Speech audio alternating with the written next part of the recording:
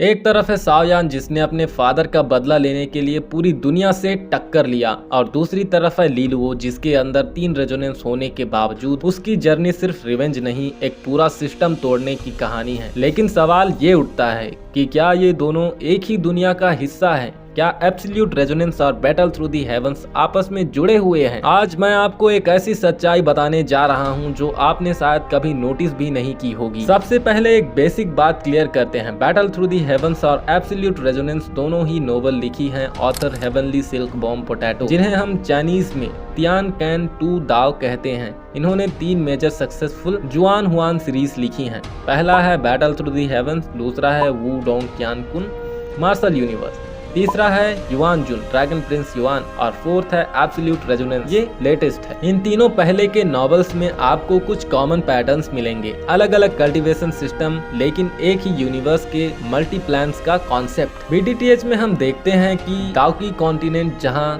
दूजे से लेकर डाउडी तक की कल्टीवेशन स्टेज होती है, वहीं एब्सोल्यूट रेजोनेंस में है रेजोनेंट कल्टीवेशन जिन्हें पीपल स्पिरिट रेजोनेंस के थ्रू ग्रो करते हैं, जैसे water resonance, would resonance and fire resonance. तो ये लगता है कि सिस्टम अलग है, लेकिन ध्यान से देखो दोनों वर्ल्ड्स में एक haven earth energy, field refining और पावर मेजर स्ट्रक्चर सिमिलर है। ये सिस्टम एवोल्यूशन का एक पार्ट लगता है, जैसे कि एक मल्टीवर्स में अलग अलग पैटर्न या रियलम्स। हेवनली सिल्क बॉम्ब पोटैटो के फैंस के बीच एक थियोरी बहुत ही स्ट्रॉन्ग है। इनके सारे नोवेल एक ही मल्टीवर्स का हिस्सा हैं। बैटल थ्रू दी हेवंस के एंड में जब साओयान ग्रेट रियलम की तरफ ट्रैवल करता है, वहाँ हिंट मिलते हैं कि वो हायर डायमेंशन में जा रहा है, और सेम चीज हमें मार्शल यूनिवर्स और युआन जुन में भी मिलती है। अब एब्सोल्यूट रेजोनेंस की वर्ल्ड सेटिंग भी काफी एडवांस्ड है। वहाँ sacred academy, the other world और एंशिएंट रेजोनेंट आर्टिफैक्ट का जिक्र है। ये क्लियरली एक अल्टरनेट हायर टियर रियलम लगता है जो बीटीटीएच के बाद एक टाइमलाइन में एग्जिस्ट करता हो सकता है। मिथिकल रेफरेंस, दोनों वर्ल्ड्स में heavenly flame, ancient blood line और स्पेशल क्लेन का कॉन्सेप्ट है। साओयान के पास था हेवनली फ्लेम, जबकि लीलुओ की वर्ल्ड में है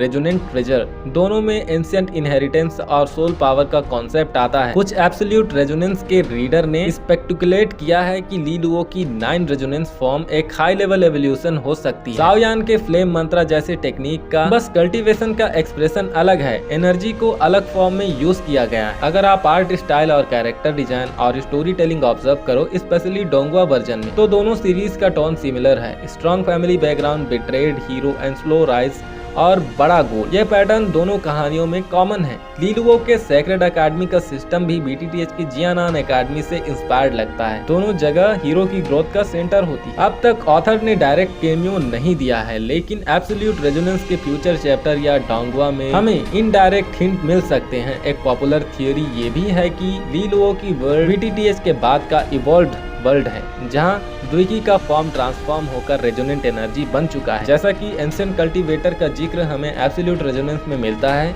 ये साओयान और उसके जनरेशन के लोग भी हो सकते हैं जिन्हें अब मिथ्स के रूप में याद किया जाता है। तो दोस्तों, जब हम एब्सोल्यूट रेजोनेंस और बीटीटीएच को डेप्थ में एनालाइज करते हैं, तो ये सिर्फ अलग स्टोरीज नहीं लगती, बल्कि एक बड़े heavenly silk bomb potato universe का पार्ट लगती हैं। साओयान और लीलुओ एक दूसरे से डायरेक्टली ना सही, लेकिन स्पिरिचुअली और लेगेसी के लेवल पर कनेक्टेड जरूर हैं। अगर आप भी चाहते हो कि मैं एक और डिटेल वीडियो बनाऊं जहां हर एक क्लू, आर्टिफैक्ट और टेक्निक को कंपेयर करके एक सॉलिड टाइमलाइन सेट करूं, तो कमेंट करो यस, तो वीडियो को लाइक शेयर करना मत भूलना। और हाँ, अगर आपको लगता है कि साओयान और लीलुओ कभी फ्यूचर में एक क्रॉसओवर करेंगे, तो अपना थियरी नीचे जरूर लिखना। मिलते हैं अगले वीडियो में, तब तक के लिए stay connected, stay curious. Thank you so much.